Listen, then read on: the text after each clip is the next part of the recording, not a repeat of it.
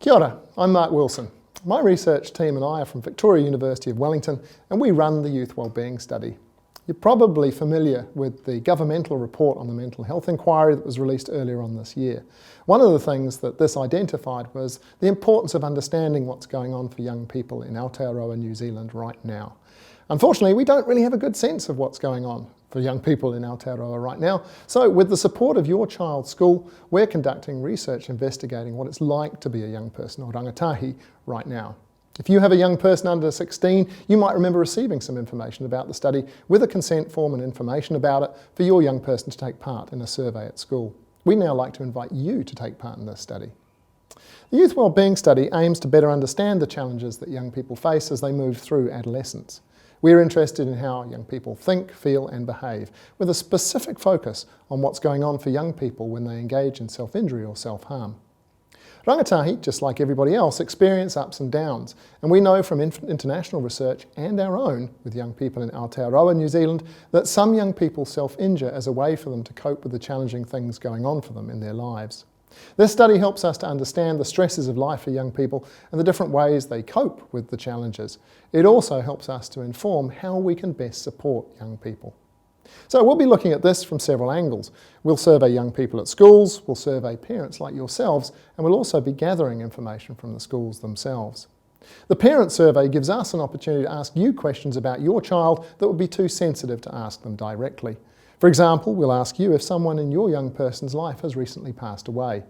By asking parents and whānau what's going on for their young person, we can build a more complete picture of what it's like to be a young person growing up in New Zealand. We're interested in hearing from all young people and their whānau about their experience so that we can build a more complete picture of what life is like for all young people in Aotearoa, New Zealand. Kia ora, my name is Kate Bryson and I'm one of the researchers on the Youth Wellbeing Study team. I'm going to tell you about what's involved if you decide to participate in the study. We would like you to complete a survey. This is done online and takes about half an hour. You'll receive an email from your child's school with a link to the survey around the same time as your child completes their version of the survey at school. Although we're interested in self-injury, most of the questions in the survey will be about your child's life more generally. Because we're interested in what's great and what's not so great about being a young person in New Zealand, some of the questions in the survey are about sensitive issues to do with your child and may be upsetting for you to answer. This means it's really important that you think carefully about whether you want to participate in the research or not. If the survey raises issues for you that you'd like to talk to someone about, there will be suggestions for who can help at the end of the survey, as well as on our website. You don't have to take part in the survey if you don't want to, and you can choose to stop filling in the survey at any point. Not filling in a survey or stopping partway through won't affect your child's school progress in any way. If you do fill in a survey and then decide you don't want us to use it in the study, that's okay too.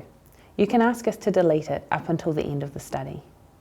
Kia ora, my name's Kayla Robinson and I'm a PhD student in the Youth Wellbeing Study. I'm going to tell you some more about what happens with your survey. When you finish filling in the survey, your answers and all the answers from the other parents are saved in a secure database at the university. Everyone who does the survey is allocated a code number which is linked to their name. Only the research team can access the file that links identifying information to these code numbers. This means that your survey is completely confidential. No one outside the research team will ever be able to attribute your answers back to you. The code number allows us to link your survey to your young persons if they've chosen to take part in the study.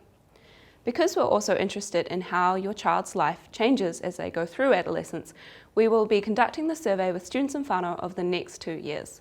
We may invite you to take part in the survey again next year and the year after. These follow-up surveys will also coincide with your child's surveys at school. Even if you choose to take part in the survey this year, you can still choose to not take part in next year's survey. If you choose to take part in the survey again, we'll link your surveys together using your code number. When we have all the surveys back from your school and the other schools doing the study, we'll group them all together and look for general patterns in the data. Because we're interested in general patterns, we analyse all the surveys together rather than looking specifically at any one person's survey. There'll be no way of working out who said what in anything we write or publish. Remember, what you tell us in the survey is completely confidential. Once we've found these patterns that tell us what it's like to be a young person growing up in New Zealand, we take this information and share it with other scientists around the world and with people whose job it is to support rangatahi. We write a general summary of what we find for your young person's school, as well as a summary of the findings that you can read if you'd like. We also use the findings to develop resources to better support young people who might be struggling. Using the results of our previous research, we have created graphic novels, information pamphlets, and held workshops with parents, teachers, and young people, all of which are freely available on our website. Hi, me again. Finally, all the information that you've heard in this video today is included in an information sheet that's available on our website.